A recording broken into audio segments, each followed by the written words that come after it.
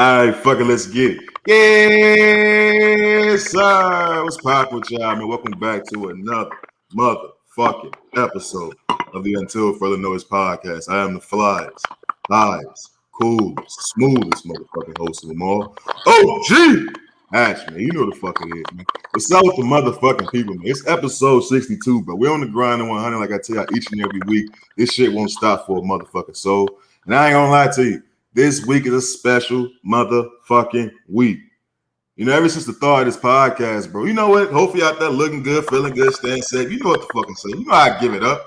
Shout out to everybody around the world that's tapped in, joining the fucking conversation. I truly appreciate it. Truly do. But this is a special motherfucking week, man. Since the thought of this process of this podcast, man, there was a few people I let in on the secret. Few people that I held near and dear to me. I really wanted to see how they felt about it. And yes, this week is my boy Aaron, my boy Savage, somebody that I grew up with, somebody I played ball with, somebody that I consider a brother. And he is somebody that I wanted to bring onto this podcast because, like I tell y'all each and every week, man, so much bullshit going on out here in these streets that we need to focus on the people that's dope and the people that's actually got a story to tell. And I always felt my boy had one, so it's a pleasure to me to bring him onto the podcast and introduce to you guys, all the friends of the show, so he can get some shit off his chest and he can tell his story. So this week, man, I want to bring on the guest, man, my brother, my motherfucker, my homeboy, somebody I hold near and dear to my heart, my boy Aaron, my AKA Savage. What's good with you, Brody? My nigga, what's the word, dog? What's the word? Not much, bro. Like I said, I'm happy to have you on here, bro. You was somebody that I told about this shit when it was just a thought. You know what I'm saying? We were just chopping it up, talking shit. And yeah. So just having you on here, bro. And I'm beyond honored to be on this show, dog, for real. Like, you know, like you said, you know, I remember you mentioned we were sitting there playing Star Wars, dog, and you mentioned it. You know what I mean? And from there, dog, I've been seeing the grind and the progress, and it's only been a straight inspiration to me. So, man, it's kudos and respect to this, man. And like you said, episode 62, man, I'm with it. You know what I mean? Like I said, I'm honored to be on it, dog. Nah, bro, I truly appreciate that, bro. Just because on a homeboy level, I appreciate it. But like I said, it's a check mark for me because it's letting me know that I'm staying true to myself and staying true to the process of this podcast. Because, like I said, I've always had this was always a thought. This wasn't some shit that over the recent weeks we've been talking about doing this for hours. You know what I'm saying? Yeah. Just because you were somebody that. When we was growing up, I knew it then. I was like, this nigga got it. You know how niggas say they want something bad enough? I know I ain't want as bad as you. Yeah, I want it. You know what I mean? Yes, sir. So I wanted to make sure I brought you on here, bro. So we're going to kick it off like we do with every guest, man. I want to start off with this, and I want to ask you, on a mental health check, how are you mentally on a scale of 1 to 10? Mentally, physically, spiritually, where are you at? Where is Savage at in 2021? You know, I believe that no man, no woman on this planet is perfect, man. So I'll never say I'm at a 10. But mentally, physically, financially, spiritually, man, definitely I would rank myself as an 8 or 9 right now, man. Everything ain't perfect, nothing's perfect, but the attitude and the spirit that I carry with every single task that I'm given every single day, with me being a full-time father, with me grinding, I gotta keep that spirit that it's gonna get better. You know what I mean? Because I'm gonna force it to be better. You know what I mean? So 8 and 9. You know what I mean? I think it's very important for people to still check in with others like this. That I love that you check in with your guests and you ask them that, because it's very important for people to express and give whatever they need off their chest. You know what I mean? So. You know, another thing too, me having that Christian background, man, like, you know, when everything, you know, anytime I feel any type of certain way, I just, you know, either on my knees praying to God, talking to my Lord and Savior Jesus, or like I'm in the Word, you know what I mean? So I ain't never went, you know, below, you know, a 7 or a 6, because I've always check in and talk to my Lord and Savior. But man, 8 or 9, man, is where I'm at.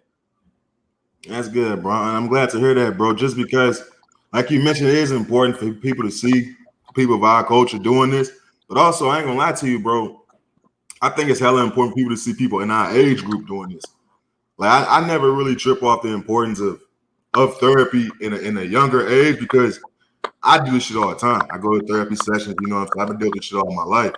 But when I tell other people about it, when I talk to my therapist, they always talk about how remarkable it is for me to be only 26, acknowledging these things. And for me, like I said, nigga, talking to you, talking to other people like us that we grew up with, we all talk about the shit. So I think it's important for people to actually see two black men, actually young black men, talking about the shit and letting it be known that, yeah, nigga, people go through shit, but nigga, I'm getting through it. You know what I'm saying? It's all about overcoming. So I think it's very important for people to see two, you know what I'm saying, young black men in their mid-20s doing what the fuck they doing. And you mentioned you being a full-time father and your background. I definitely want to get into all that just because I know the particulars. We're not going to get into the entire particulars because, you know what I'm saying, that's how we don't give it up like that over here. But I do want to get into you being a full-time father and shit like that because it's a narrative that's around black men and their kids, especially young black men and their kids. And I was always a nigga like, I don't know, because niggas, I know they fathers is there. Your pops is there. Ex-pops, I knew his pops. All my homeboys' pops was there. Granted, if they wasn't with the mamas, you know what I'm saying, shit happens. But, nigga, if I know your pops, he was there for some point in time. He was there. You know what I'm saying? So I definitely want to get into you being a father and things of that nature. But it leads me to my next question. You know what I'm saying? We talk about how big and important mental health is. 2020 was a fucked up year. We all know what happened. COVID, death, niggas was dying. Kobe died. Gloomy ass year. You know what I'm saying? It was one long ass day in Seattle type shit. But 2021 is not so much different. But you see people moving around a little bit different, moving around a bit more free. So for you, taking into consideration that 2020 and 2021 isn't that much of a difference, what's different for you and what's your mindset about the two? I think 2020, with everything happening, man, it really shows you with the jobs, with people that you really have to take yourself in consideration and be a little selfish. You know what I mean? You know, it was so many jobs. You know, I got furloughed from my job, you know, when I was working in 2020. And it taught me, man, that at any given time, any given minute, man, it could be all over. You know what I mean? So, you know, transitioning to 2021, it pushed me to actually stop procrastinating. You know what I mean? I'm a big procrastinator. You know what I mean? But 2020 showed me that I can't procrastinate no more. So 2021, man, I just stepped forward in my faith and with everything, man, with football, with jobs, with being a better father, being a better son, being a better sibling, a cousin, uncle, whatever it was, you know what I mean? Like 2020 showed you, like, man, life is short and you got to be selfish sometimes, you know what I mean? And like I said, transition to 2021, man, I really just focused on me and my circle, you know what I mean? Yeah. So that's about it for real. It taught me to really just, you know, chill out on the procrastination, man, because, man, I procrastinate a lot. And like, oh, you know what? I'll push it, you know, to the side. I'll do it. Niggas thought they had time. Yeah. So it's like, so as you know, you start making time for what you need and what you want for real. And for things to get done in life, you got to step out and stop procrastinating. So that was the biggest lesson I took from 2020 to 2021. Yeah. That's real shit. It's just, I think, like I said, it opened a lot of people's eyes. You know what I'm saying? Like, it just, like you said, niggas thought they had time. Especially us being young, nigga. I do that shit tomorrow. I do that shit. It ain't due when? On the 18th? Well, I'll wait till the 17th, my nigga. I'm waiting till the 17th at midnight. You know what I'm saying? So I definitely feel you with that. And that, like I said, it kind of puts you in like a Monday mode. You know how like every day, every week, you know what I'm saying? Monday is like the fastest day of the week because nigga, you focus, you know it's business, you know what I'm saying? So I think that's what 2020 did. It made every day a Monday. So where it's like, nah, I gotta get this shit done. Shit gotta get done. Get it done. You know what I'm saying? So I feel you on that. I definitely feel you on that. I know this shit going by fast. I feel like it's going by fast. Yeah. And that's what goes back to when I say you like it goes by fast because I would say 2021 has been my busiest year because of I'm taking care of stuff. You know what I mean? Because I know how fast everything is shut down. Money is taken away from you. You in the crib. So it's like, let me take care of this because, man, we just seeing how everything is just go. You know what I mean? Fact. And it look like this shit ain't no end to this shit in the near future. So who knows what the fuck. Don't look like it. I tell you one thing, this shit made it made you either tap in, like in X-Men, tap to the mutant gene and shit. 2020 tap into the hustler gene. Like this shit made everybody a hustler, dog. Man, it made you get off your butt, dog, for real, Real man. Shit. Let's get into the next question, man. Something that you tapped in, you brought up already that I want to double back on about the fatherhood. You know what I'm saying? We talked about it in the pre-meet before we hopped on live. The narrative around black men taking care of their kids, like I told you, all my homeboys I knew, they pops was there. Either I knew they was, so them niggas was there enough, or I seen them niggas. I actually seen it. As a nigga like me, who niggas know my story, my pops was killed when I was 3. So my pops wasn't around. He didn't have a choice. So I always kind of like, and not admired, but I gave props to the men that actually was there, even though the situation was fucked up, because I know what it's like not to have somebody there. So I kind of always felt a little ways about the narrative around black men not taking care of their kids when I actually grew up seeing it. But now that we older and we of age, and now that I know for a fact that you would that take care of his kid, well, a man that take care of his kid, that's there for his son, you know what I'm saying, that's doing the damn thing. What is your approach to fatherhood, and how do you feel about that narrative around black men not taking care of their kids? Well, for one, man, my approach, man, just like you said, man, my father was in my life 24/7. Man, you was there front seat, man. My pops would be, man. I was a 3-star athlete, man. I did all 3 sports. My pops was all my events, man. I mean, it was sometimes, man, he would come to the wrestling and football practice and just sit there in that big old jumpsuit, sometimes in the heat and the cold, just you know what I mean. So it was really hard for me not to be a father, you know what I mean, or a great father, because I had such a great role model in front of me that it was gonna be failure if I wouldn't even there for my son. You know what I mean? So you seen the blueprint. You seen it growing up. The blueprint there. That's the word I was looking for, man. Like he gave me the blueprint of being a great father. So when I approach it, man, every day when I see my son, when I'm being a father, it's a, like you said, it's the blueprint, man. He gave it to me. He gave it to me. So it's like it's my responsibility. It's a part of me. It's my legacy. So there's no way in hell that I could not be there for my son and be that father. So that's my approach to it every day. That this is my responsibility. It's my legacy. And I had a great example in front of me, and I can't let him down or my Lord and Savior down and not being there in my son's life. So that's how I approach it every single day, because being a single father is not easy. You know what I mean? It's literally me 24/7. Like, there's no sit with your mama. This and this. It's me, and I ain't complaining about it, but because it's made me a better person. But approaching it, man, it's been a blessing, man. Approaching it has taught me so many things, man. And then you go into the narrative of being a black man being in the child's life, man. I get so many compliments, man. I respect them all. I've never looked at myself and it made me a big head, even though my head is physically big. I've never let me get it big headed, because first of all, like it's always my Lord and Savior, man. He keeps me rooted, and then too, the black narrative, the narrative of that, man, is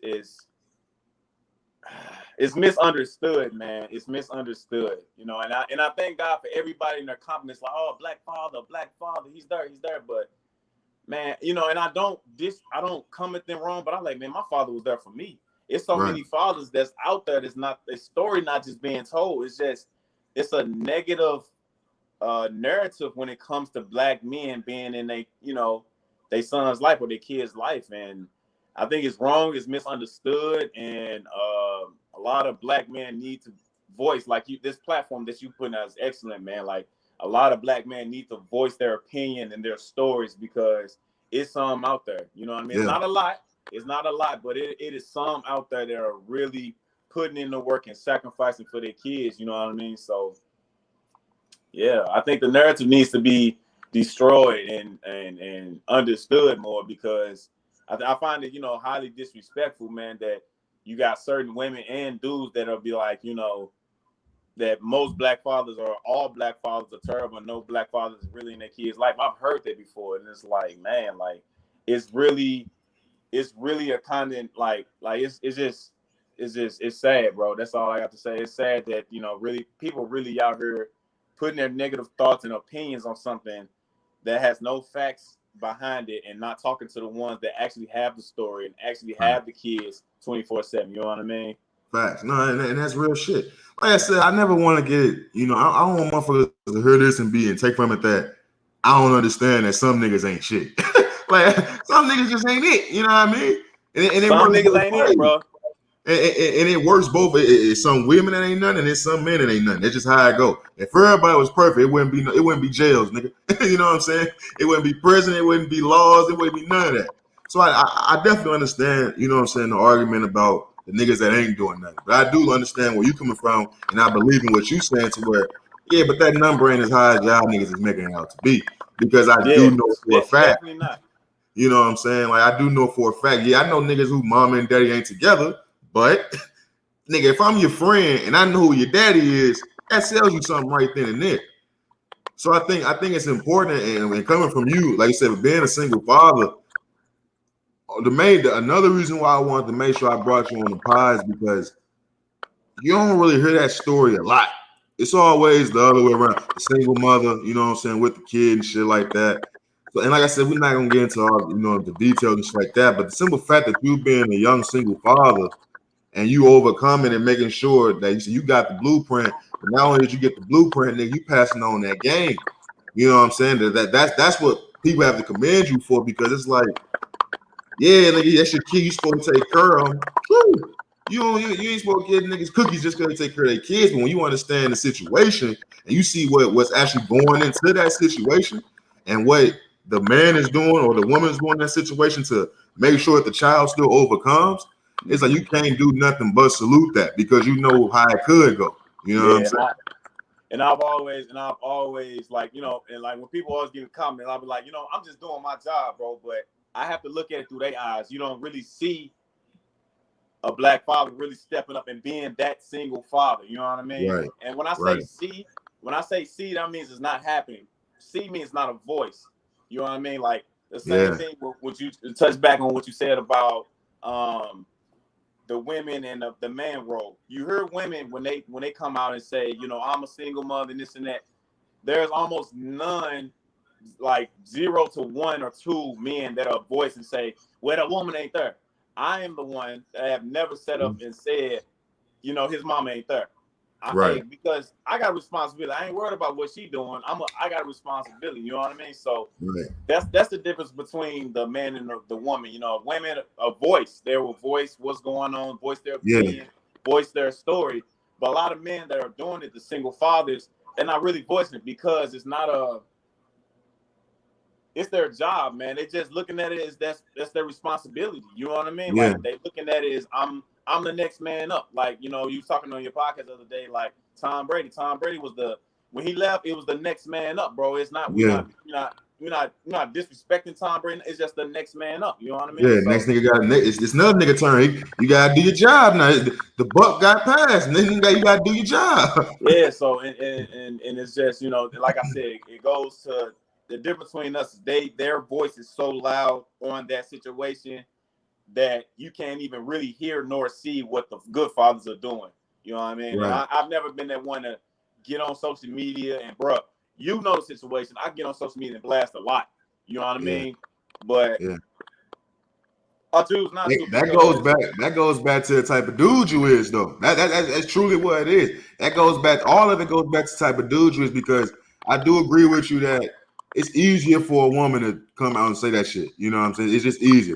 They know for a fact they got a supporting cast with that shit. With a dude, not only is it, nigga, it's my responsibility, but it's also the simple fact that in some niggas' cases, they don't want to be looked at as complaining or type shit about what they gotta do, or bitching. You know what it is. So it's like, I think it's important that not only is you embodying and living proof that nigga, it's just, I can tell you the whole story, but it ain't worth it type shit. I'm just gonna do what the fuck I gotta do, because I gotta do what I gotta do. Exactly. And we all know the story about the niggas who don't go that route. Who everybody know the business. We Everybody know know that what the that's particular. old news. Everybody doing that. You know what I mean? Everybody can. Yeah. It's easy for a nigga to walk out and be like, nah. You know what I mean? It's easy for a female to say, yeah, nah.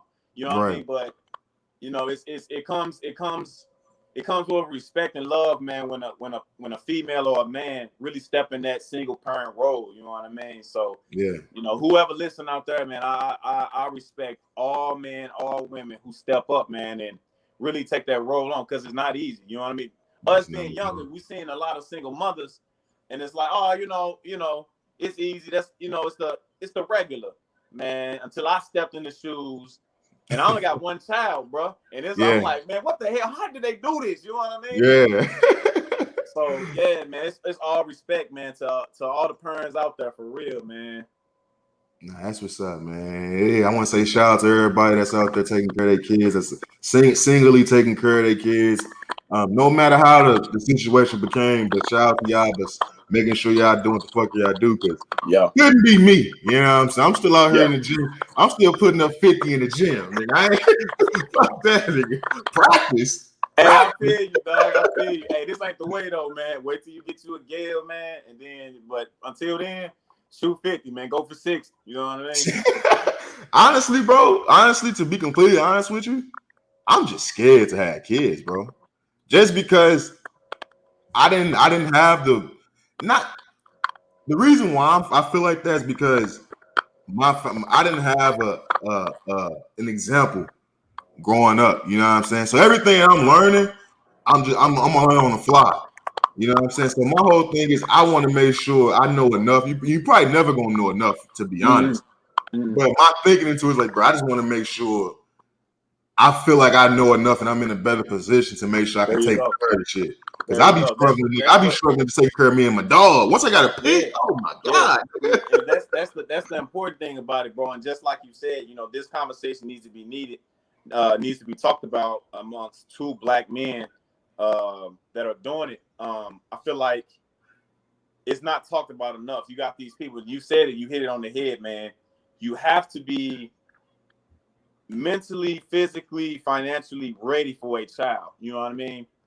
You having a child, man, you bringing this child in this toxic world and you ain't ready and you in a bad position, man, it only sets the child up to fail, bro. You know what I mean? And like I said, when I had my child, man, I was not ready. I was not financially ready, but I had my parents with me. I had Jesus, man, and I had the feel of responsibility, like I gotta take care of my son. You know what I mean? And it's rare to have all three of those things. So I was blessed when I had my son. You know what I mean? Like I said, I had Jesus, my parents, and just me and who I am. But you got people that don't have no self-confidence, don't know Jesus, or don't believe in Jesus, or which, you know, I ain't knocking anybody that don't believe in Jesus, but you know, you don't have that, they don't have that faith, you know what I mean? So that wherewithal to keep going. Or they don't have a two-parent household, you know what I mean? And that's very rare in 2021 in our generation anyway. But I was blessed when I had my son, but a lot of people don't prepare for a child, man. You're bringing a human being in, and people, and it's okay, it has to be even nervous or scared, man, because this world, dog, come on, man. Man, this world, bringing a child in this world, man, I don't blame not a soul who don't want to have a kid, bro, because this world is wicked, man. From the school systems, from predators, man, walking down the street with the kids, man. It's sad, bro. It's sad. It seems like it gets scary and scary every damn day. Like fam, like, so I can only imagine how you feel having a kid. Cause nigga, I got a little brother. That nigga 19. You see my little brother, that nigga big as fuck. I still look at it as in a way like, yo, nigga, he moving these streets now. Like I'm looking at it like, yo, this is what I know the shit I went through, and I know what niggas is going through on the daily. So by me even thinking about my little brother, my little cousins that I fucking help raise, now if they out here in these streets and you start talking about the shit that's going on, it's like, bro, it's scary as fuck. So I see the way to commend you for doing that shit, because I know that shit can be stressful as fuck. I appreciate it. I want to talk about something. You hit on it a little bit about you know, throughout this process, the stuff that's, you know, what's inside you. the intestinal fortitude, and how you preserve through all the shit that you go through. I want to switch lanes a little bit, and we're gonna dive into sports and our history growing up a little bit, and where this shit really was taking effect. We all know about the bullshit in Miss D Wall class. We know about the bullshit in that school. Like we know about all that shit. We gotta talk about prom night too, my nigga, because you the only nigga. Hey, stop playing with him. Hey, God, stop playing, bro. Ain't this crazy? Hey. Only like what? Me, you, and them know that. Like only like 4 people know what was going on. Go ahead. I wasn't even supposed to fucking be there, but we gonna get into that a little bit later, man. Yeah, I want to tap in about the lessons learned in sports. You know what I'm saying? Now we all know niggas that talk about they glory days back in high school and little league and shit like that, and it's like the older niggas get, the harder they was. You know what I'm saying? We know how that shit goes. It's like when Rasheed was talking about LeBron. Like, man, 30 on you. What are you talking about? Oh my God! Hey, when I was listening to you said that, man, and I actually looked that article up. Why is Rasheed Wallace putting his mouth on LeBron, dog? They was in the same era. We played like 10 years with LeBron, man. What we talking about? It's just like the older niggas get, the harder they war stories were. The harder they were. It's like, nigga, no, we remember you, nigga. The thing with OGs, man, they don't get. The thing is, they don't want to give the younger generation no respect, man. I don't like that. It's none whatsoever. It's weird. It truly is weird because it's like, nigga, you kicked down the door for me to walk through this motherfucker. So it's like you should be hooping praise, but it's rare that you find the OGs that's happy for you. Them niggas, the only niggas that's happy for you as OGs is niggas that's super successful. Like them niggas like super successful. Like the ones that you know for sure you ain't gonna touch their accolades. They're like, yeah, I'm happy for you. You know what I mean? You ain't never heard Magic say shit about nobody. Magic love everybody. Magic be cheesing with all them niggas. Because all them niggas know that's Magic. Love everybody. It's just weird about how the OGs is. But I do want to ask you about, like, going back to, how niggas are glorified, how good they were. It's only a few niggas that I can honestly say them niggas was like that. It's you, Dillard. That's it. So what niggas I looked at and I was like, now it was other niggas that was talented, of course. I ain't trying to show nobody name. But it was you two niggas I looked and I was like, nah, the drive is there. These niggas, they love this shit, and the physical abilities is there. Mm-hmm. So I want to talk about the lessons you learned throughout sports, throughout your entire, journey playing sports. Because like I told you in pre-meeting before we do this pod, that playing sports now, it don't matter what, it can be wrestling, football, basketball, any of that. Because you're going to go through shit while you playing them sports. And I feel like throughout those times of playing sports, it teaches you the person that you are and who you are going to become down the line. Because I got that shit from wrestling. Niggas know I suck ass in wrestling, but I came back because I had to prove something to myself. So it's like, I know what that meant for me.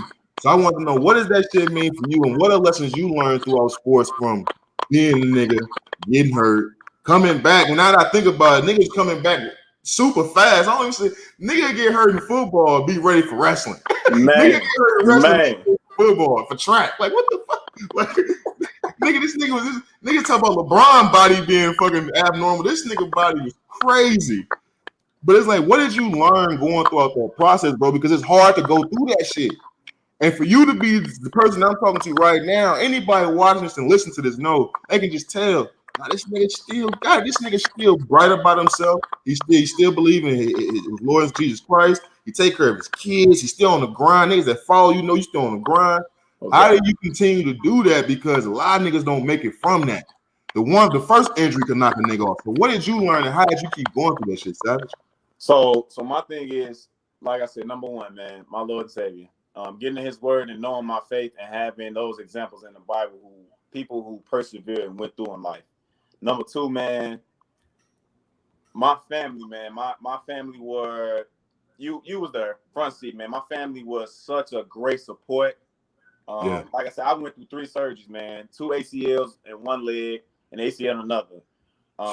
When I say my family was there with support, bro, from doctor meetings to helping me in the wheelchair to the crutches to man, it was hard to sleep, man. Them coming sitting, laying bedside next to me, man. My family was there, so the drive came from, you know how people say, you know, I feed off or haters fuel me. I've never had fuel from a hater, man. It's always been my support. My corner has always supported me, and I get so much fuel from this. So the question, you know, that you asked, well, what keeps me going, man, is making them proud, man. Something, first of all, me loving the game. Loving the game. I love the game. I would love this game until it is time for me to leave this planet. This game has done so much and gave so much to me that I would love it more than anything on this planet, man. I love the game. So my drive comes from my family, my support system, man, and knowing the ability. And like I said, you know, man, I know for sure I know for sure I can go out there right now next Sunday and play with them boys, man. You know, you seen my picture on the gram and Facebook, man. I went to Indianapolis Colts and held my sign up, man, and let them know, man, I can play whenever, however y'all want me to play, man. I can get down, man. I come out here running 4-4-4-3 right now and get on the field and show y'all I can get down. So that's part of it too. I know for sure what I'm believing in myself. I'm confident in myself. You know what I mean? I know for sure that I can still ball with them boys. So that helps me keep going. And I think it was a trillion times amplified when I had my son and I had per eyes looking at me.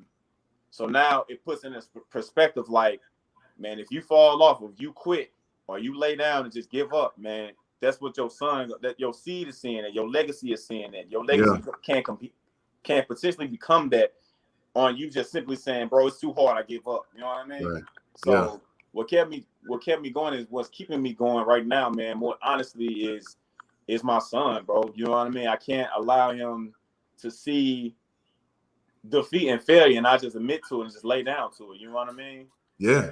So, that shit is commendable, dog. So I am on a whole different level when it comes to the drive, man. I can't let it go and I won't let it go. You know what I mean? And that's just how I am. That's what I'm gonna do. And another sport that taught me a lot, man, about life, man, more than any other sport, actually, because I love football and like I said, I love the game more than anything. But wrestling taught me more about life than anything. Niggas don't know. And look, you know what's crazy? My pops made me wrestle. Like it was either you go join the drama club, play basketball, or wrestle. Wrestling it was. You know what I mean, bro? I'm 5'7", bro. I ain't bouncing no ball, dog. You know what I mean? So it, you know, started freshman year, man. I hated it, dog. I hated it. But what drove me and what I'm not gonna say what drove me, what made me, what molded me, man. It was certain guys, man, that made me come back sophomore, junior, senior better than ever. Cortez, Justin, EJ used to put my head on the mat, dog. I hated them niggas. I never, freshman year, I never won a match in practice, dog. Man. But it prepared me for life. It prepared me for on that mat when I wrestled somebody else, because if you can go and endure what you endure at practice and get beat up on them boys, man. And freshman year, I went on that mat when I wrestled other freshmen, never lost. Sophomore year, never lost. You know what I mean? Like I was on it, like because of what them boys molded me to beat me up. You know what I mean? And wrestling takes so much discipline and focus, bro. Mm-hmm. Discipline and focus, and it's like no other sport, because when you on that mat, bro, you can't point no fingers at nobody. It's just you. It's just you, dog. It's just you out there. What you put in is what you gonna get out on that mat. So like you go to basketball and football, you can easily blame the quarterback. That nigga ain't passed the ball right. The cornerback, you can blame the running back for fumbling on the last play. You can blame the quarterback for fumbling on the one playing on homecoming. You know what I mean? Mm-hmm. But on wrestling, bro, it is you versus that man, dog. It's either you gonna get out what you put in. So, you know, it's those two sports, man, that have molded me and made me who I am today. And that's why, you know, with the eating regimen and me training, it all comes from that stems from wrestling, the discipline and the focus. Yeah. You know what I mean? So that shit, it's funny you say that. It's funny you say how, you know what I'm saying, the niggas that molded you from wrestling your first year. Because I didn't wrestle freshman year. I came in sophomore year. yeah. Shit, nigga. Only reason why I did wrestling, to be honest with you, was to lose weight for basketball. I was like, nigga, ain't wrestling. That's why I didn't do it freshman year. I'm like, nigga, I'm not wrestling, nigga. What the fuck? I'm gonna play ball. I'm gonna play basketball. Yeah. It was like I came in there sophomore year, but niggas already knew who you was already celeb. Niggas was like, nah, Aaron is Aaron. X was X, you know what I'm saying? Niggas in my group, Linzel was Linzel. You still had, John Kane and niggas that was above us. But I was coming into it looking at, okay, the niggas that I fuck with is nice. So it was like my first year, I'm getting my ass beat. Like, you had a hard time. Yeah, hard time is being polite, nigga. I'm talking about you would thought I owe niggas money the way they was beating my ass, dog. Yeah. Like I said, hard time. But we knew who you were and how you carried yourself. So we knew for sure Hash getting smashed this year, but okay. Yeah. You know, we already knew. It was no secret. Me and X and Lindsay, we would sit there and we would, see that and like, oh dang, he having another loss. Okay, another loss. he gonna come back. He gonna come back again. And then it goes to show you what you was your junior, senior, your whole different level. You know what I mean? And that's why it goes back to wrestling, how it shapes and molds you for life, man. You took all them losses, but junior, senior, nobody could see you. You know what I mean? Nobody could see you.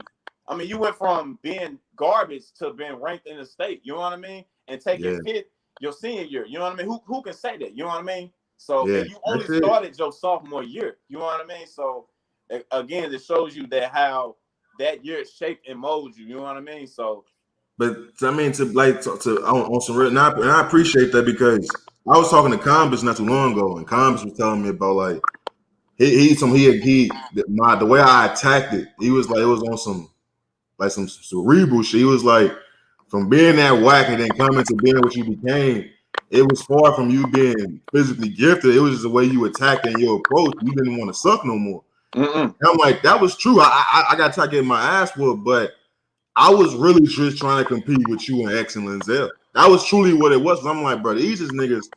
I hang with these niggas on that day. These are my niggas. I'm happy for them being good as fuck. But they can't keep being good as fuck, and I'm just cheering niggas on. Nah, I can't move like that. So the whole way out, I was just trying to compete with y'all. Yeah. And it was a moment, bro. It's only one moment that I remember on it like clear as fuck from wrestling. It was I don't know which injury it was. We was out. We was wrestling. We was out at one of them tournaments, and you was on the mat wrestling. I was getting ready for my shit, but I was literally standing right next to your mat. And when you got hurt, bro, it was like some shit. It was like from a fucking Tarantino movie or some shit. Like shit was moving slow, and then that's when your pops ran down from the bleachers and shit. And like I'm just sitting there in that moment, like shit, like some shit moving slow for me. I ain't jumping rope no more. I ain't doing my little dance no more. like everybody in this, you know my shit. Everybody in the gym, because niggas knew now. Aaron Willis, that's the niggas was coming to see, because somebody was getting tossed on their shit. Yeah. So it was like everybody was in awe and sad about the moment what just happened to you, bro. I couldn't help but look at it from a different point of view of you got hurt, but the way your pops ran down there, like on the mat type shit. I'm like, and I was just looking, I'm like, damn, bro. Like from a nigga who ain't never had that, I'm like, yo, fam, like this shit. That was at Warrensburg, man. And I was at that time I was ranked, I want to say 3 or 4, and the dude I was ranked was like 5th. And it was a good match, man. And I was up 7-3.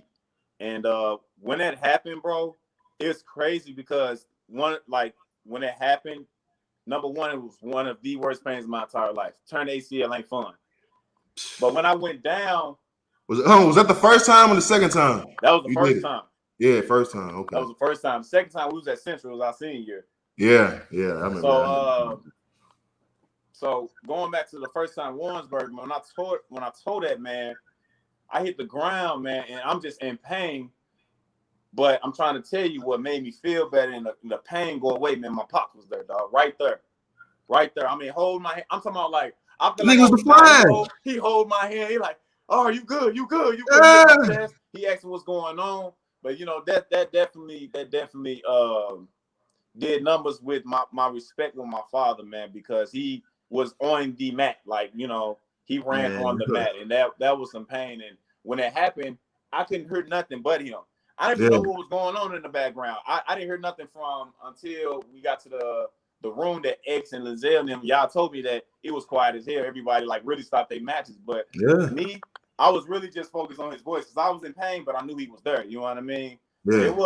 That was a scary moment. I had a lot going through my head, bro, just on a simple fact of playing ball, dog. Like, that was my number one thing. Like, bro, I'm doing this right here to keep in shape for football, and I just tore my ACL, bro. Like, I mean, I got offers, I got schools looking at me, you know what I mean? So when that happened, it was like, whoo, like, and that was more painful than my leg when my leg was going through, because my mind got to me, bro. I'm like, oh my God, I'm talking to Mizzou, I'm talking to Coach Jones right now. You know what I mean? I'm talking to Briar, I'm talking to different colleges.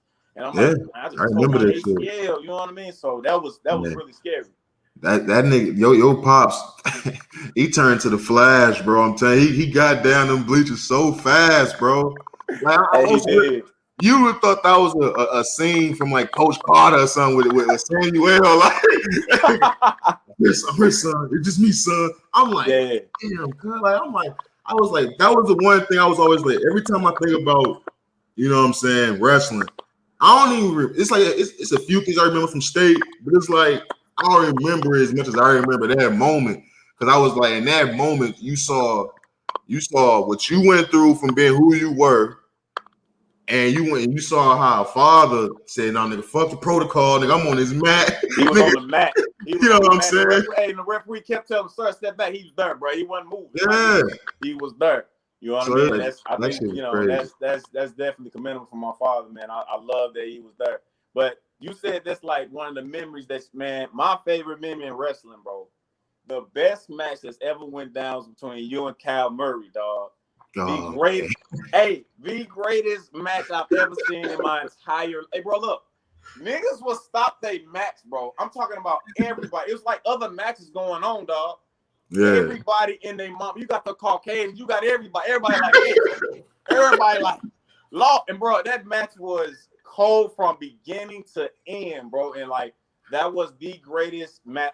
Look, bro, and I watch NCAA all the time on TV, Big Ten championship, all that. I have never seen a match better than Deontay Hatch versus Kyle Murray, dog. That match was gangster, dog. Man, I appreciate that. But that shit, like I said, you know, and it goes to show you, like I said, man, where you came from, and that's why the entire team loved it, because is this the same nigga sophomore year that was garbage? Like, he's wrestling the best wrestler in the state, giving this nigga a run for his money, bro. Yeah. Oh my God, bro, it was lovely, dog. So we loved it, man, and that's my favorite memory. When I think about wrestling, and one of the most memorable moments, that is number one. That is my pops run on the mat is like 3 or 4. But you beating Murray, bro, was number one, dog. That was gangster. Nah, I appreciate that, bro. Real shit. I remember that shit. Like, that shit be, for some reason, lately, all this shit just been, I've been thinking about this shit more and more. But it's like, I think a lot of people, because we're going to get into our senior year run. I think a lot of niggas don't give props to what we did our senior year. Because McClure was, man, I don't give a fuck what them niggas were saying on Facebook. We're going to get into that. Them niggas acting like we was hard. No, nigga, I was at them games. I was at that practice. We was at them games. We was on the roster with these niggas. No, man. We like you said, we'll get into it. We're going to get into that shit, man. But I wanted to make sure I said this to you, because you got the perfect nickname for everything we just talked about. Nigga, Savage. You know, niggas call yourself Savage. You be like, nah, that nigga was pussy. Nah, that nigga was pussy for real. But it was like, for you, because you talked about 2 ACLs in one leg, the meniscus in the other leg, they're coming back. And like I said, nigga that was getting hurt in wrestling, but a nigga ain't missed no time in football. No. Nigga get hurt in football, don't miss no time for wrestling. No. And he running track too. Like, he ain't missing no time. Like, no, I couldn't. That's what I'm saying. It's like, I don't think niggas understand how fast you was coming back and how ready you were. So, like you weren't just coming back and was like on some lollygag shit. Like you came back and was like, no, he's earned. No, I was ready, dog. Like I said, the ACL typically takes 9 months to a year. When I first tore it my junior year, bro, that was in January or February. It was right around before state. Bro, I was running around and like I think it was May and June when we had our summer practice. Yeah. I was running around and the doctor was saying, look, you can't be playing it. And he told me you might miss like the first couple games of senior year. I'm like, the hell with that, doc. I'm not missing no games. Right. So it was literally like 5 months after I had my surgery, bro. I was out there running around and cutting. Now, whoever listened to the young guys listening, don't do that. That was dumb because it made my injury worse when it came to wrestling again senior. I tore it again. So whoever listening out there, do not wait the 9 months to a year. Don't rush it. But I wasn't missing my senior year because of what we built, how we built, the relationship we had, and how we had with the boys. I was not missing that, bro. I just knew for sure coming from freshman, sophomore, and junior year that we wasn't all that good and we was trash. And so senior, that chemistry we had, I'm like, bro, we gonna rock. You know what I mean? So, and it was crazy. My senior was my best year, and I came from an ACL surgery. So like, shit. It definitely changed me, and it definitely made me a better athlete. You know what I mean? That shit made you. That shit was like when Blake Griffin, them niggas fucked up their knee, but somehow came back jumping higher and shit. It was like, wait a minute, what the fuck is going on? That's honestly what it was like, bro. I'm not even trying to like hype it because you know how I was when you was doing this shit. I'm like, bro, this nigga is different. So like niggas talking about niggas. I think it was that Pattonville game. I think I had 3 or 4 touchdowns. The college I went to, the junior college I went to, came and asked me. I said, "You just had an ACL surgery not too long ago, right?" I'm like, "Yes, sir. Actually, it was in January." January, the white man started laughing, red as hell. Like, what the F? Are you serious? I'm like, "Yeah." He said, "Son, you just had 3 touchdowns tonight." I'm like, "Yeah, I'm out here balling with my boys." You know what I mean? Then he asked me questions about future stuff about playing with them and the ACL, which led me to redshirt with them my freshman year. But yeah, he was surprised. He called me a freaking next. He was like, "Man, you on some Adrian Peterson stuff?" You know what I mean? Like, that's who the fuck you was. Yeah, you know what I mean? And it's like, bro, I wasn't. My thing was I wasn't even really tripping about the injury. My whole thing, bro, was playing with my guys senior year. I was not sitting out. You know what I mean? Like, bro, we like cooked this up, baked this up since freshman year, and we knew when it was our time, we was gonna kill it. And what we do, we killed it. You know what I mean?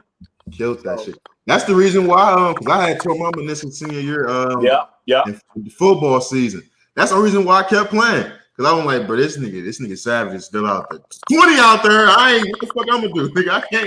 You know what I'm saying? Like, I can't be bitch nigga playing. He out there. Yeah. So it's like that was like I don't think nigga you understood how much of a measuring stick you was not only for me but everybody else because niggas knew when it came to the most talented. The nigga who wanted it the most, who's the hardest worker, was Savage. I appreciate that, man. It was like you had to think about you before we thought about, all right, nigga, I think I'm done. I'm shutting this shit down. It was like I had already seen you grind through the shit. You know what I'm saying? So it was like I had to do it. And that's another thing that helped me, man. I knew for sure, and it's not like a pattern because I appreciate the respect, I appreciate the love, man. But I knew how important I was to the team, bro. So like, if I went down and I waddled and I just like was in the spread the whole time, that was going to affect the team. I knew what type of pillar I was holding up. So it was like, man, you know what, bro? I'm gonna play with this big old brace on me, and I'm gonna play my heart out. You know what I mean? Like I can't. That was them Ray Lewis braces. He's like, what? That was that Ray Lewis brace. That motherfucker was huge. Big as hell, dog. Big as hell. You know what I mean? But my mindset was, bro, I have to do this for my boys. You know what I mean? Because, like I said, man, we cooked and marinated that for so long since freshman year. So my drive was y'all for real, man, because, you know what I mean? Like I said, we was in class together. We grew up together, middle schools and stuff. So it was like senior year was our year. You know what I mean? I wouldn't letting that go. Facts. Well, shit, fuck it. Let's go ahead and get right into that shit, man, because We went through the bullshit up at McClure. A lot of great times, but I do think that for niggas like you, Dilla, hell, even Jeff. Yeah, I was gonna say that. I was waiting till you got to because I feel like Jeff, for real. I'm not gonna say he was a better athlete than me, but he definitely was a better running back. But we'll talk about that. I'm gonna be honest with you. We're gonna talk about it, but I'm gonna say this shit now.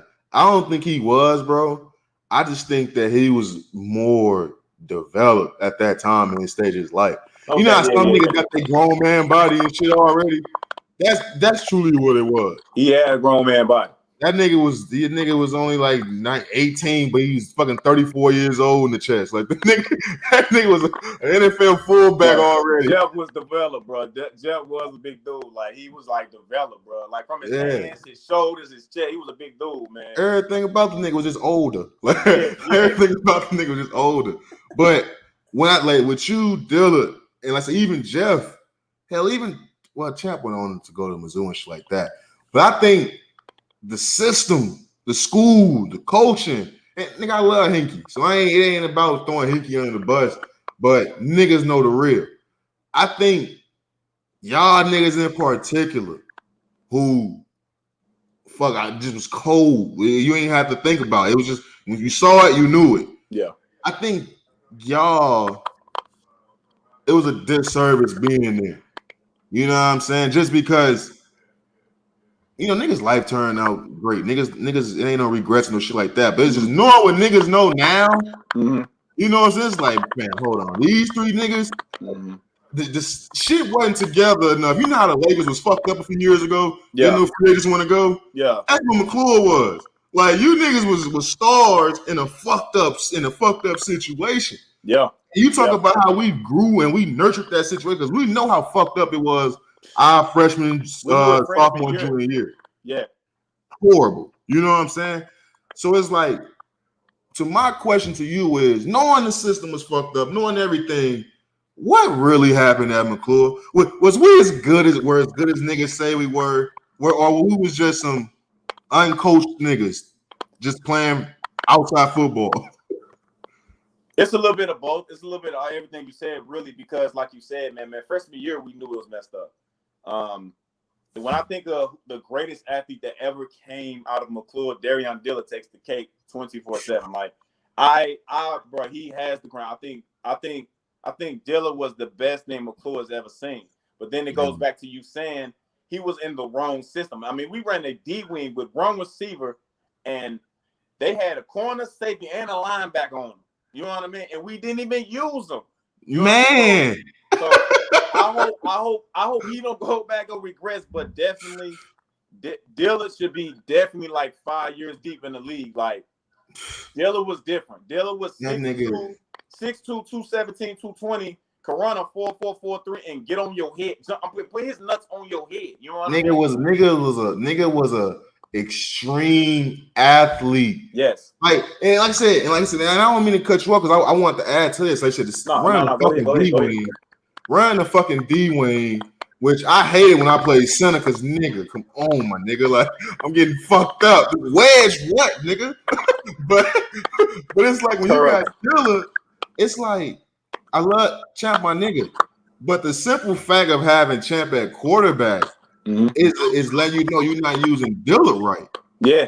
You know what I'm saying? That, like, it's as good as Champ became. He got way better than he was at first. But the simple fact that was the quarterback is a nod to not using Dilla right. Yeah. We should, like I said, it's good as that's why another reason when you said Jeff was better than you, it's like, I don't think Jeff really was. Jeff was cold, but nigga, you colder. Yeah. Jeff shouldn't have even had a chance to become what he became if niggas was using Dilla right. Yeah. Not hating on Jeff because Jeff is Jeff. That's Jersey, nigga. We know what the fuck that is. Yes, sir. In any sport, he gonna do his thing, but it's like he shouldn't even have been. We shouldn't have been running no fucking fullback sweeps with fucking Kenneth Young and Brad and shit like that. That's Darian Dillon. that goes back to you said about Hinkie, and I never want to throw Hinkie on the bus because Hinkie was my dude. Even though he had his way, Hinkie was my dude. He grew on you fast, but Hinkie didn't use the players right, man. He didn't. I think Hinkie had a system that he wanted to run. and he ran with it. You know what I mean? Which led us to a doggone 8-3 season. You know what I mean? 2 games from playoffs, but at the same time, man, I think we had so much talent my junior and senior year that we should have won state those 2 years, hands down. Definitely, if anything, I want to talk about any year, that year with Darion, we should have won state. Yeah, that's like our junior year for sure. Darion should have went for 15 catches, 220 plus yards every game. Nobody could stop that man.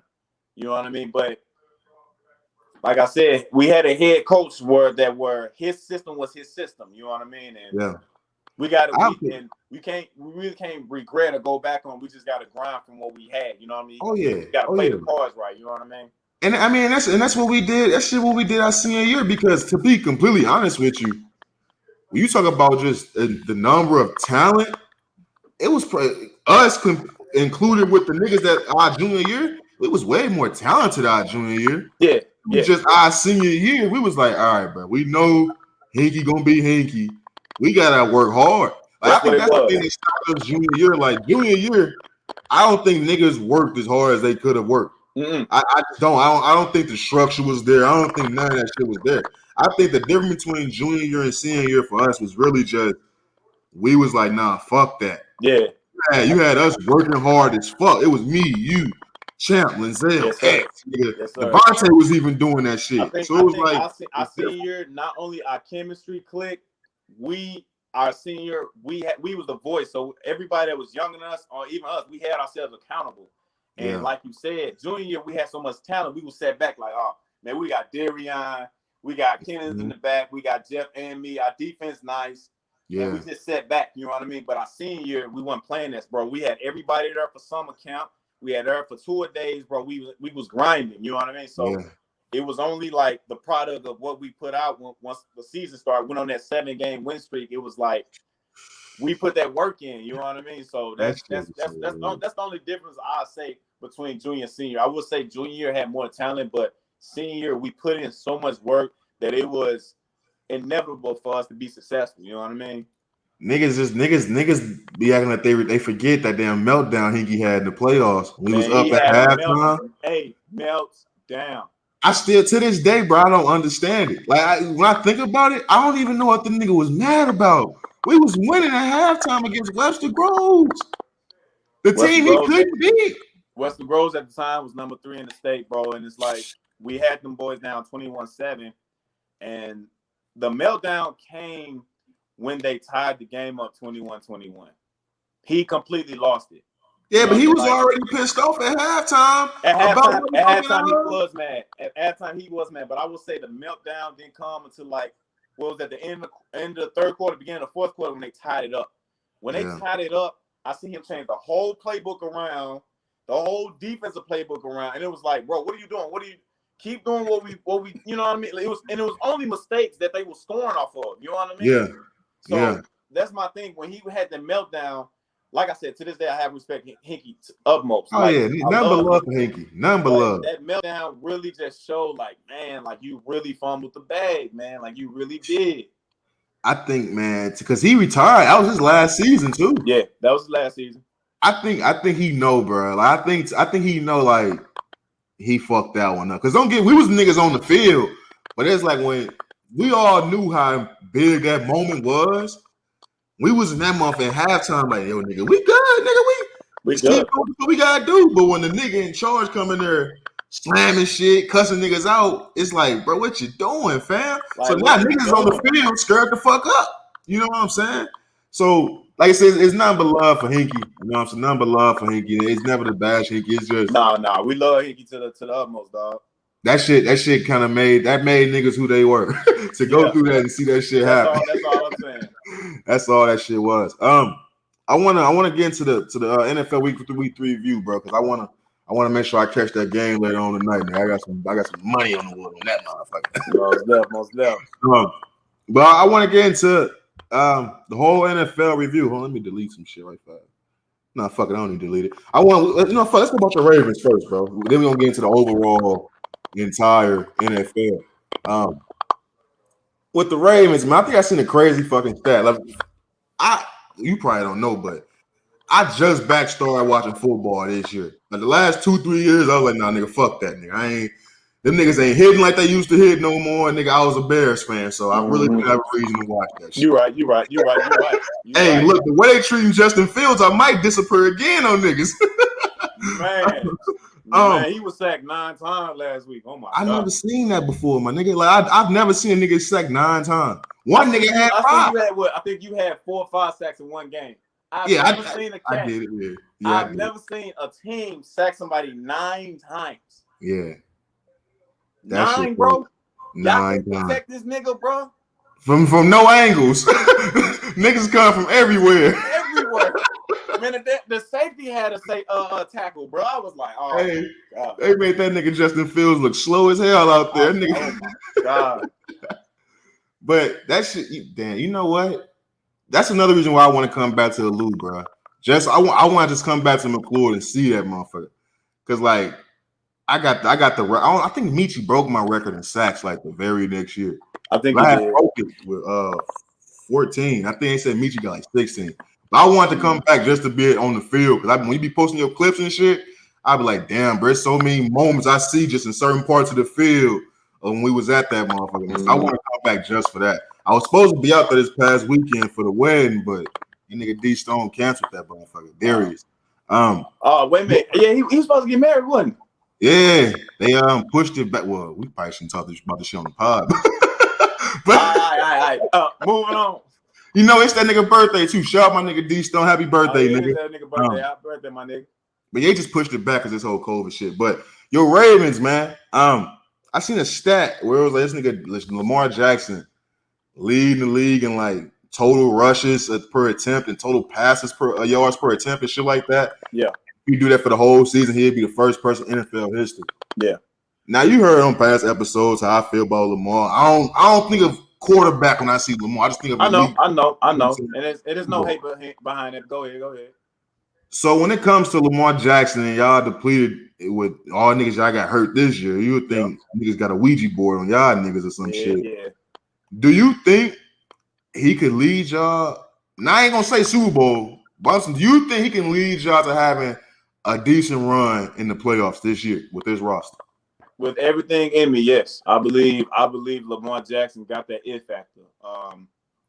Now he makes a lot of mistakes. He's not my boy Lamar is not that comfortable in the pocket yet. Yeah. And he getting there. But a lot of people don't understand. When Justin Tucker just made that 66-yarder, it was check that nigga piss, man. It was 4th and 19, and Lamar set that up. A lot of people not giving him that. You know what I mean? It's Lamar. He right behind Patrick Mahomes when it comes to touchdown passes, red zone touchdown passes, and QBR. He right behind Patrick. Yeah, you here? I got you. Okay. Yeah. So I just Lamar. I feel like Lamar can take us. Like I said, not to the Super Bowl because right now we got 15 to 17 guys on IR, man. We had 2 guys go down last week in Detroit. So I believe Lamar can take us to at least the first, second round playoffs, man, especially when we got Rashawn Bateman coming back and Miles Boykin coming back from IR. So, man, my thing is with Lamar, and I love Roman that's running our offense, Greg Roman. My thing is, man, we gotta get Lamar comfortable in that pocket throwing that ball because he's running too much. He's taking too many hits.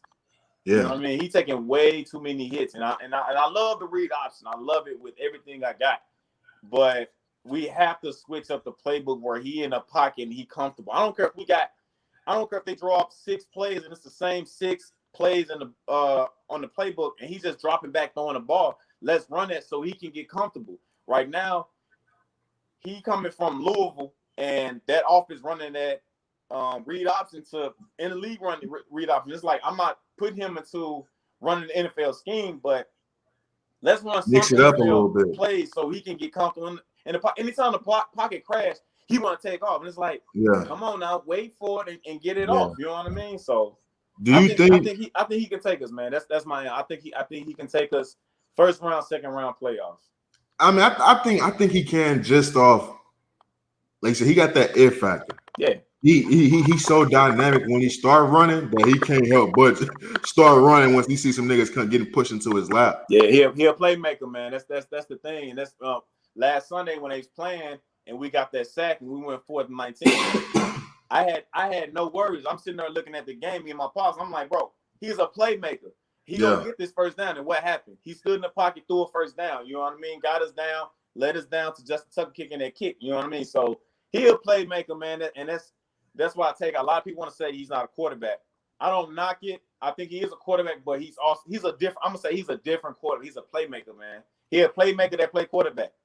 Facts. No, that's real shit. Cause I be feeling like I be disrespecting niggas sometimes, and I be thinking like that because I know what the black quarterback position, you know what they go through, that whole stigma around that. Do you think? I just thought about this for the first time. As a quarterback, do you think he's as good as Kaepernick? You remember when Kaepernick took the 49ers to the Super Bowl? He was doing the run pass option, but he could throw that motherfucker too. Like, do you think Lamar Jackson can throw as good as Kaepernick was able to? Like, do you think that's all he misses just to get to Kaepernick level? Because, I mean, Cap took niggas to the bowl, but do you think Lamar is at that level, or can he get to that level passing? He can get to that level. That's what I'm going to say. He can get to that level. Right now, do I think he's on Colin Kaepernick's level when Colin Kaepernick was at his prime? No. Yeah. No.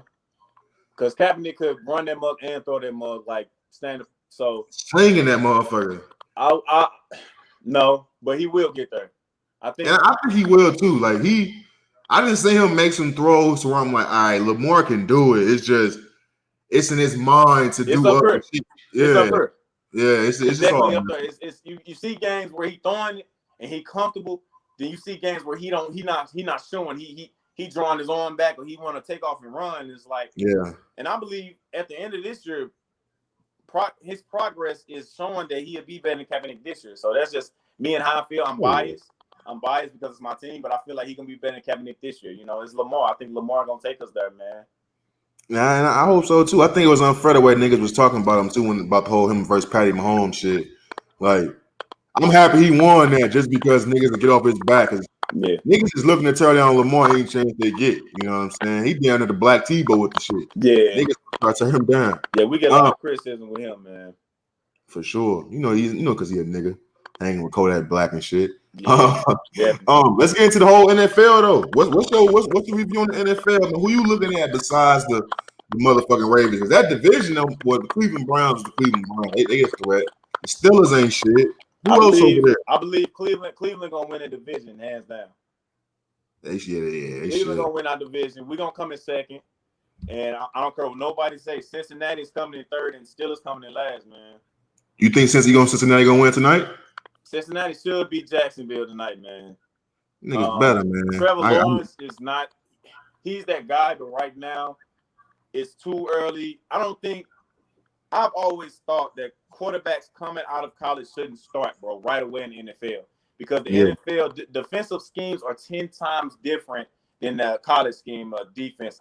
Like, he came in, he threw his first game was his first interception, his first loss. Like, I think he needed Minshew. I hated that they put Minshew on the bench. They should have started Minshew for the first 4 or 5 games and let Trevor pick up on stuff. You know what I mean? I think it's too early for Trevor. And I think Cincy right now, coming off that win with Pittsburgh, Cincy is going to win this one for sure.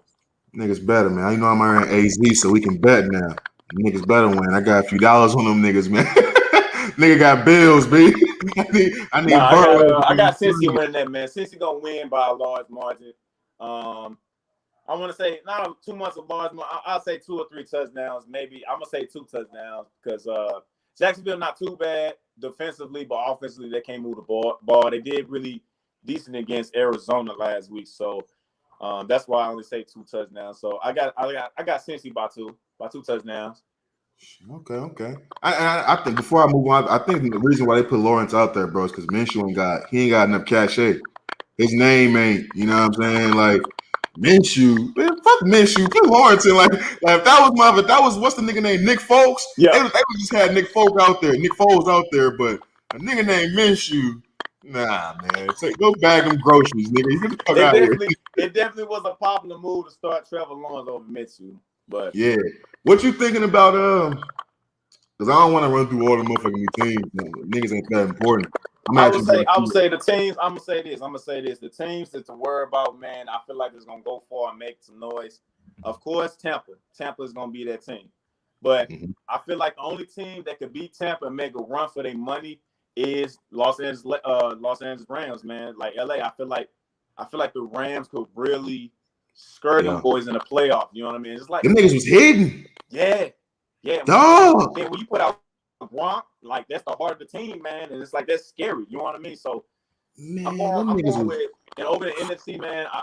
I would love to see the Rams versus Bucks in the NFC Championship, but I'm not counting out Seattle, and I'm not counting out Arizona. The NFC West is probably the hardest division of football to me. Yeah. That division is just smash mouth football. So those teams, those 4 teams, I feel like is going to be a threat. Over in the AFC, of course, Kansas City, but I believe Cleveland gonna come out, man, come out that bunch. Cleveland. What? You ain't fucking with Vegas? Too soon. My thing with the Raiders, even though they beat us, can Derek Carr sustain this much success throughout the entire season? We haven't seen it yet. And when he did in 2000, I think it was 2014, they went like 13-3. He had a meltdown in the playoffs. So I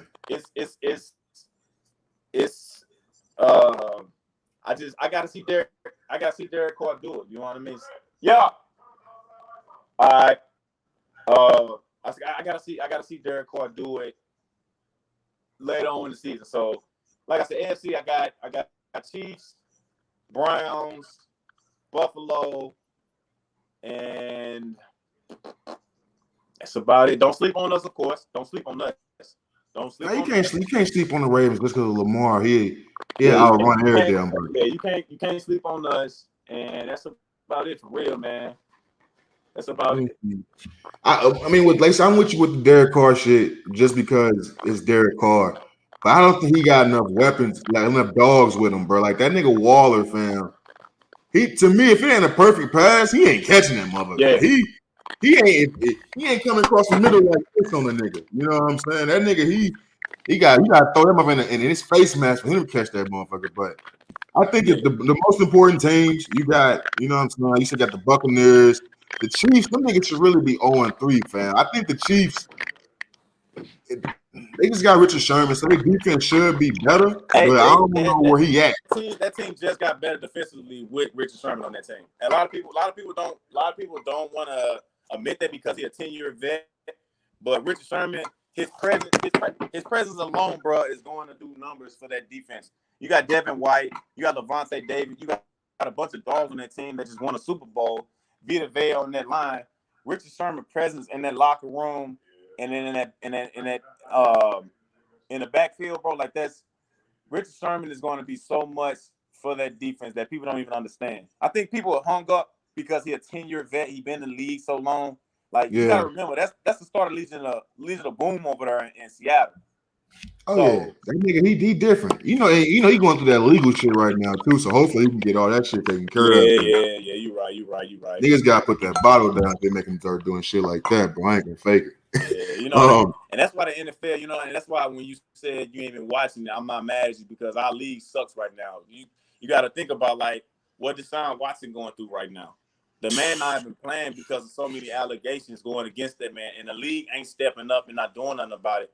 Versus the NBA, or you talking about the UFC the other day on your podcast, like those leagues step up and make things happen. Like NFL, they sit back and they let stuff just fluster and just build up. You know what I mean? Fam, look, I ain't even talking about this nigga Deshaun Watson, but this shit. Look, man, he should be able to play just because we don't know if this shit is true or not. But like that nigga better than me, dog. Like every week you'll hear from me like, hey, this is some bullshit. Like put me in the motherfucking game. One thing is for sure though, that's a freaky nasty nigga. That nigga had way too many massage therapists touching his body, nigga. At a certain point in time, it's like, come on, my G. Why you got 20 massage? You know, look. My thing. I'm supporting dude because they're a black quarterback. I love Deshaun Watson. Been a fan of him since he been in Clemson and played Bama twice and beat Bama twice. I mean, beat Bama once in the national championship. But who has 20 massage therapists, dog.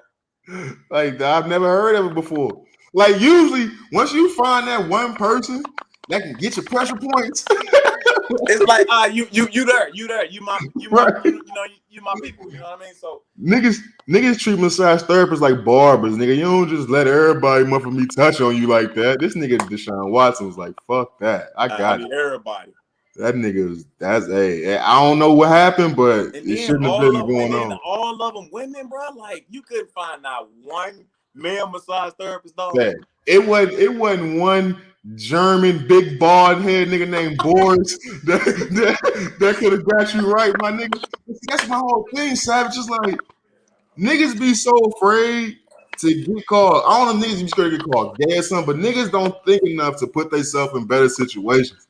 Like, fam, with the shit that's going on, you shouldn't even want no chick right now touching you. You a multi-millionaire, and there's so many women and people out here looking for an opportunity to come up. I don't know who's in his corner, or OGs, big homies, mamas, somebody in his corner to tell him, hey, son, that's too many massage therapists.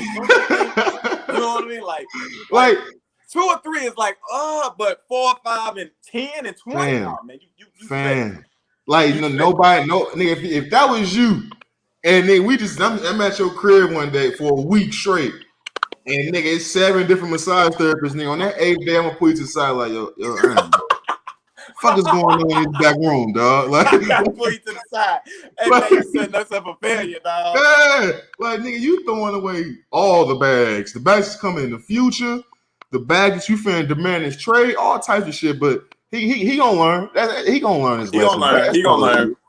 I want to get on to the quick hitters, bro. Before we wrap the podcast up, bro. I appreciate you coming on, but I want to go through the quick hitters. No, real fast. One question.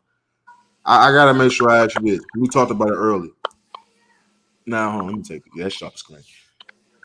We talk about how much of an impact your family had for you. I talked about how the shit I remember was from wrestling is your father with you in one of the toughest times of your life. We know, nigga, in the movies growing up, how it's the family that's supporting everybody. That was the Willis family. That was y'all. When other people's parents wasn't there, your parents was there cheering for us as well. You thought we was all brothers and sisters. I appreciate it. Do you look at it weird? Do it come off weird at any point in time growing up when you know that's how people look at you and your family? Like, I don't know if I'm asking the question right, but you know what the fuck I'm saying. You good. I wouldn't say it was weird, but it definitely made me feel some type of way. Not a bad way. It was just like I wouldn't say a proud moment, but man, people really look at us like it wasn't a bad word. I'm gonna say word, but it wasn't a bad word. It was like a word where it's like I'm proud word. Like people really look at us, like we talked about it earlier in the podcast. Like, man, there's not a lot of people that had a 2-parent household. You know what I mean? Like, right. I remember going. It was at McClure. I remember going to the office, and I remember somebody sitting next to me, and the secretary was reading off my parents' name. Both name was Willis, and my name was Willis. And that person that I forgot her name, she was sitting next to me. It's like, you live with both of your parents, and your last name is Willis too. And that's what that was my sophomore year. That's what really put me in perspective. Like, dang, it's really people out here that don't have both parents in their crib. You know what I mean? Then getting to learn y'all backgrounds, and then y'all parents and everything. And it's like, dang, man, it just put it in perspective that I'm blessed, bro. That's all it was.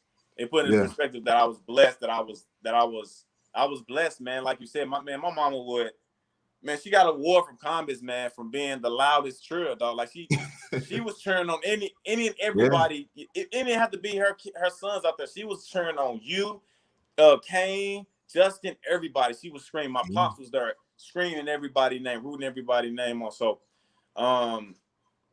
hey, Hatch, I count it as a blessing to have both of my parents in the household, and to how much support they showed the team. You know what I mean? Like, they were at every game, every wrestling meet, showing everybody love. They even, and it's not my business, they even helped some of the people on the wrestling team, on the football team out who didn't have, who needed. You know what I mean? And it's nothing but a blessing. And it's nothing but like respect and I honor them for that. You know what I mean? And like I said earlier in the podcast, they give me the blueprint and showing me how to be a great person and touch other people's lives. You know what I mean? So yeah, no facts, bro. I said be a big family and still be so welcoming and loving to others, but that energy was unmatched, bro, and it's rare. So it was definitely nothing but love for you and your family. I'm blessed and I appreciate you, dog, for real. No problem at all, bro. Let's get to these quick hitters, man, so I can go ahead and get you off the pod so you can enjoy your day, man.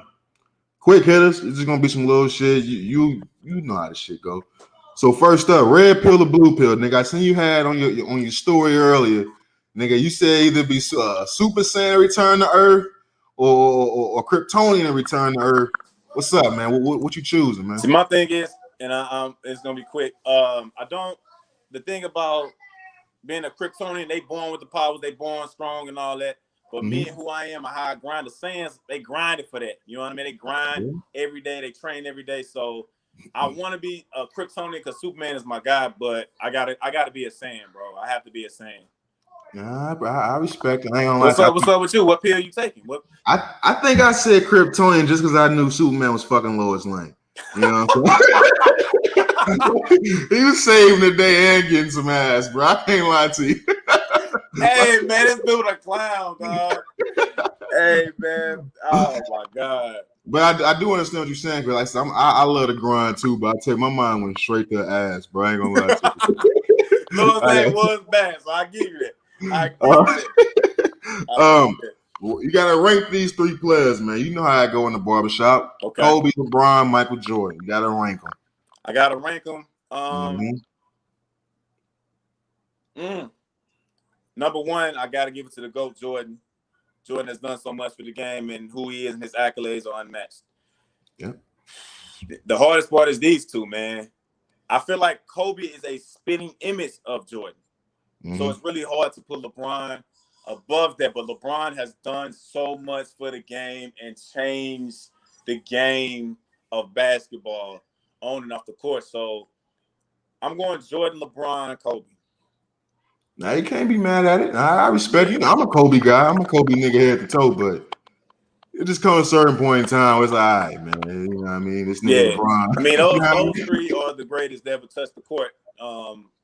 Four would be Kareem, but those three are the greatest to ever touch the court. So those three are really just head to head. It's really on your opinion where you want to rank them for real.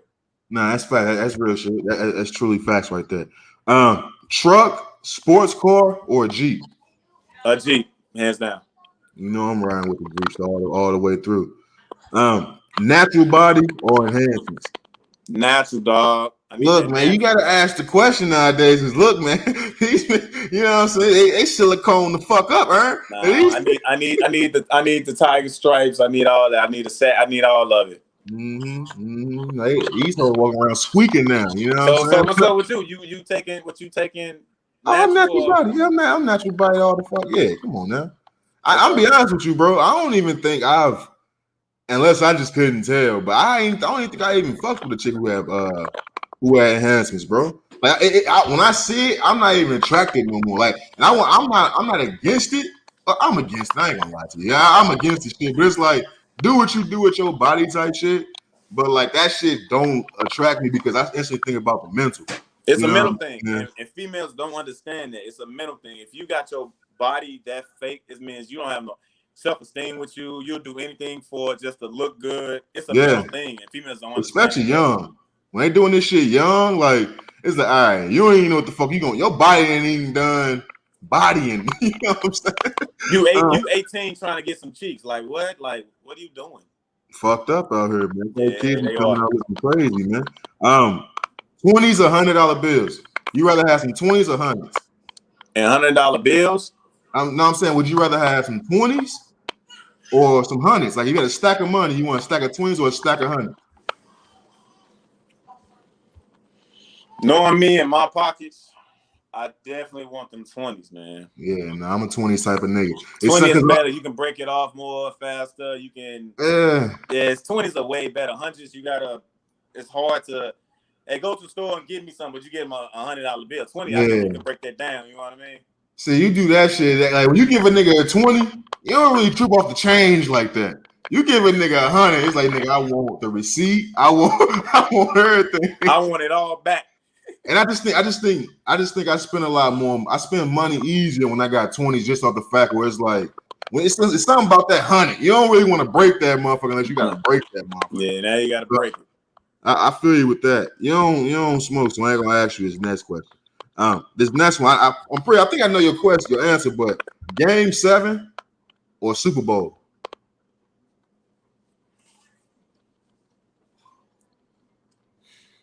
Because you know that's a hard one. It is a hard one because Cleveland in 2015 Game 7 against Golden State was crazy, dog. I think that was one of the best sport venues of all time, dog. That Game 7 was crazy. Shit, even think about Philly and Toronto when Kawhi hit that shot. Man, that shit unmatched. Man. So, and the last Super Bowls ain't really been there for real. I want to say in the last 10 Super Bowls, maybe like 4 or 5 of them been good, man. But I will say every Game 7 in NBA playoffs or championship is good. I got to go with Game 7. That's surprising. I ain't gonna fake it, but I agree though. Just because it's rare that you get to that, you know what I'm saying? Like when it happened, niggas know, like, all right, bro, this for real. You know what I'm saying? So, and I'm with your Super Bowl is just, but actually, the way football is now, it's just about who every quarterback throwing that big gunslinging. Yeah, and the thing with Super Bowls, like, it's got to be 2 juggernauts for somebody to really tune in and watch it. It's got to be 2 juggernauts that's been nurtured through the entire season. Yeah. Somebody like, okay, let's tune in. Basketball, it could be teams you didn't even know it's gonna make it. In this Game 7, it's like we tuned in, everybody watching it. You know what I mean? So like who thought the Bucks would be playing what's the name this year? You know? And then Giannis and them win. You know what I mean? So and then they came back and won that. You know what I mean? Like Bucks and Phoenix, like who thought it was good? Crazy. Even though they didn't go 7, it still was good because Giannis, they started off 0-2, and Giannis, like, bro, that was you really never get a bad finals, bro. You never really get a bad you can't really, because once they get there, it's like, all right, these niggas need to be here type shit. So I'm with you on that. I will say this, just being out here in Phoenix, bro, that shit was, I ain't never been around nothing like that. Like, you know, in the loot, niggas got the Cardinals and the Blues and shit. Yeah, the Blues and shit. But it's like, and you know, the Rams was there, so they won a Super Bowl, but we was young when they did that. That was 2001, 2002. Fam, out here, my nigga, I went to Game 1 of a Lakers versus Suns in the playoff. Savage, that shit was unmatched, bro. Like, nigga, I had my AD jersey on, and we losing. Niggas like, yeah, get the fuck out of here. My big ass ain't even turn around, bro. I just walked out that motherfucker. like when you were around, it was 12,000 people in that motherfucker, bro. It was 12,000 people. Just imagine 12,000 drunk motherfuckers having the time of their life, because nigga, this is a real rivalry, and it's the first time the Suns been in the playoffs in years. Like, this city was rocking, bro. This shit they deserve it. They had a run, man. They had a run. Oh, hell yeah, for sure. Let's keep it going. Burgers or tacos? Burgers. Yeah, I love me a good burger. I ain't gonna fake it. So you burgers instead of tacos? Yeah, I'm a burger nigga, man. I ain't gonna lie to you. Burger dude, yeah. Mondays or Fridays? My younger days, I want to say maybe 5 or 6 years ago, Fridays hands down, but Monday is the start of my week where I'm from the grind. So I love Mondays more than I love Fridays, real talk. Yeah, no, I'm with you. I've always been a Monday. I actually hate Fridays, bro. I ain't gonna lie to you. Man. I hate Fridays just because I'm always thinking about Saturday and Sunday, to where Friday is the longest day of the week and Monday is the quickest. You know what I'm saying? So I've always been a Monday type nigga. Yeah, Monday is where it's at. Last quick hitter. Hip hop or R&B? Boy, them some great quick hitters, boy. Them ain't quick. Ain't nothing quick about them. Hold on, dog. Man. If I had the gun to my head, I had to make a decision, man. I'm gonna say hip hop now. Old R&B. It depends on what era, but if we're talking about right now, there's no good R&B now, so I'm gonna have hip hop. I listen to a lot of hip hop while I'm training and working out, so it'd be hip hop. If we talking about old R&B takes the cake on any category. But right now, hip hop is better than R&B. Yeah, no, I feel you. I think, but to me, I'm gonna say R&B, just because it's, bro. I'm be honest with you, man. I can't listen to that gangster shit all the time no more. No, I can't either. I ain't living that life, dog. I Yeah. can't do it. But I think I can see you some new shit or some new niggas that's doing it where it's like it's you'll fuck with it. But if we talking about R&B specifically, it's the old shit. So I'm with you on that. Yeah. Old R&B definitely. I don't really like when people ask me what type of music, man. Anything to get, bro. I started listening to country music like 2 or 3 years ago, where I got artists where I like country. I watched the CMAs the other day. Like, yeah, I'm liking country music, bro, some rock. You know what I mean? Like, just like you said, I ain't never been in the streets, so it's really hard for me to relate to anything Moneybag, Kevin Gates, or Lil Baby. Anything they talking about selling drugs, killing. I can't relate to it. So I'd be like, huh? Only time I really listen to that gangster music, bro, is when I'm training, when I'm working out. If I'm sitting down chilling, bro, I'm listening to some Japanese lofi music. You know what I mean? Some soul chilling music, some nice R&B, some old R&B, of course. You gotta set the vibes, man. That gangster shit ain't set no vibe for nobody, man. Yeah, man. Gangster stuff is it ain't for me. You know what I mean? Nah, I'm with you. That shit ain't for me at all either. We're gonna play this last quick little game. We're gonna wrap this pod up. Fuck Marry Kill. You know, fuck Marry Kill. You got Nia Long, Regina King, and some more. Fuck Marry Kill, nigga. I know you know who all three of these people is, nigga. Nia Long, Regina King, and some more. And who's the last one? Some more. The comedian. Oh, I got you. I am marrying Nia Long. Okay. Regina Hall can get all my thrusts. And we killing off the comedian, man. That nigga said it so smooth. Yeah, we killing her off, man. We killing her off. She ain't ugly, and you got Nia Long and Regina Hall in there. That's really hard. Like, it was always between them two. I knew I was killing her. It was between who I was gonna marry, but Regina Hall, Regina Hall looks so good. I knew that bitch. But Nia Long is number one. Nia Long, she just don't age, bro. She gotta be my wife. Nah, I feel you on that. Nia Long fine as fuck. So you got it reverse back to you. So let me hear it. Who you with? I'm be honest with you. You talking about these quick hitters? These ain't no quick hitters. No, it's different. It's different right here. I'm marrying Regina Hall. Okay.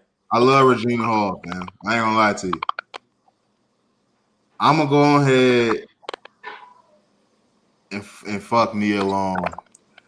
Yeah, the bitch is dead, man. Some more guy died. She out. And that's fuck, cause nigga, I love some more, but it's just like I gotta get 3 better names next time. Cause she was an instant death. Yeah, she an instant death. She's not ugly. You put 2 juggernauts against a little bitty kid, like. Yeah, man, but she ain't in her prime yet compared to them, man.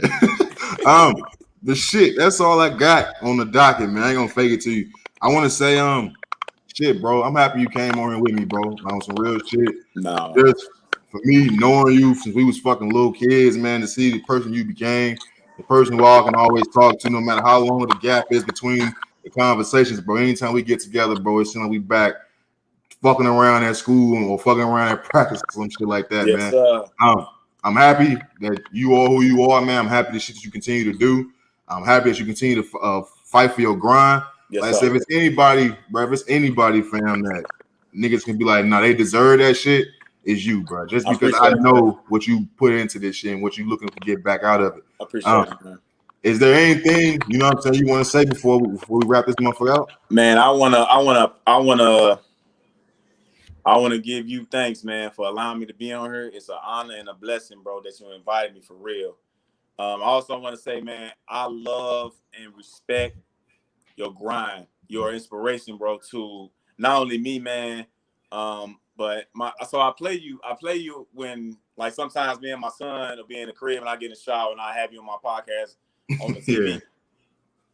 So the other day we trying to get something in the store, and my son look at the potato chips, and I was like, nah, you can't get the potatoes. He looked at me and said, moving on. I was starting dying, dog. I'm like, oh, this dude a clown. So, man, like, it's definitely, man, who you are and what you doing, man, is sending waves, man. And I want to, man to man, partner to partner, man, I commend you, dog. Keep going, dog. I love it. I love the grind. I love what you're doing. I love the creativity that you're doing, man. And it's only gonna go up from here. You know what I mean? If I learned anything in this game of grinding, consistency paves the way, dog.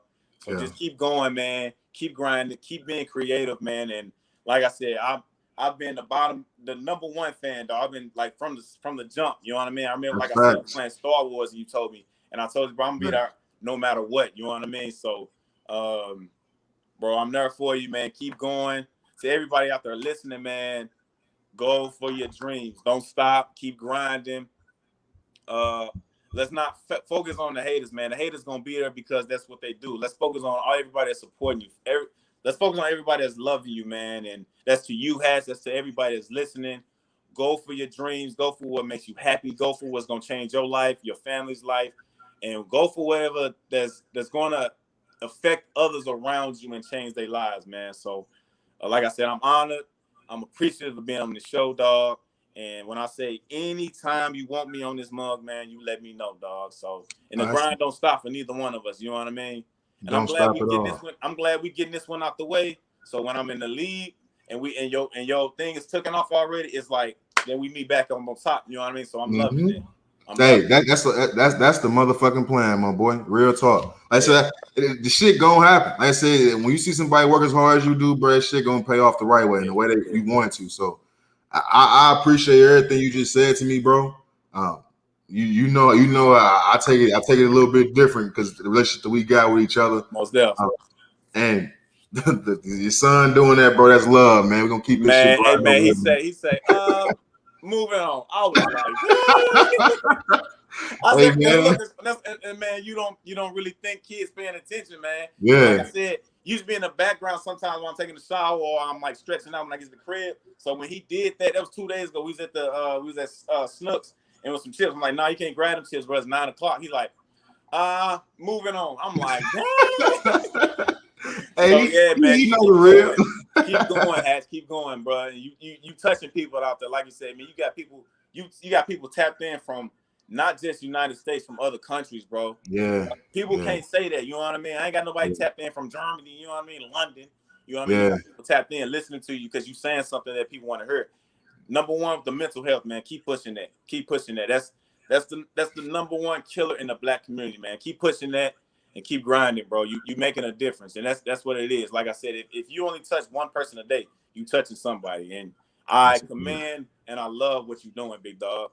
Man, I appreciate that and I respect that, bro. And shout out to all y'all in the other countries, man. Barbados, Germany, Ukraine, all that shit. It's a long list of y'all.